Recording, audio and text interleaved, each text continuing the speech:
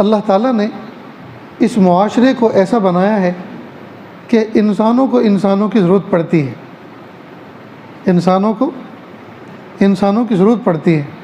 اس لیے یہ عاجز کہا کرتا ہے بھئی اکیلا آدمی وہ رہے، اکیلا آدمی وہ زندگی گزارے جسے مرنے کے بعد 4 کندھوں کی ضرورت نہ ہو۔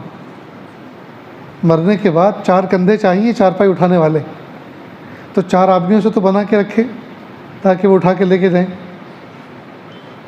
تو اکیلا آدمی تو وہ رہے جس کو 4 کندھوں کی ضرورت نہ ہو، اور جو 4 کندھوں کا محتاج ہے اس کو چاہیے کہ 4 بندوں کے ساتھ مل کر رہے۔ تو اللہ رب العزت نے یہ معاشرہ یعنی انسانوں کی ضرورتیں آپس میں ایسی رکھی ہیں کہ انسانوں کو لازمی طور پہ ایک دوسرے کی ضرورت پڑتی ہے۔ غمگین ہوتا ہے تو کسی سے کچھ نصیحت سننے کی، بات سننے کی ضرورت پڑتی ہے، پریشان ہوتا ہے تو کسی سے مشورہ کرنے کی ضرورت پڑتی ہے، تکلیف میں آتا ہے تو دوسرے کی مدد کی ضرورت پڑتی ہے، احتیاج ہوتی ہے۔ تو انسانوں کو ایک دوسرے کی گویا اللہ پاک نے ضرورت بنایا ہے۔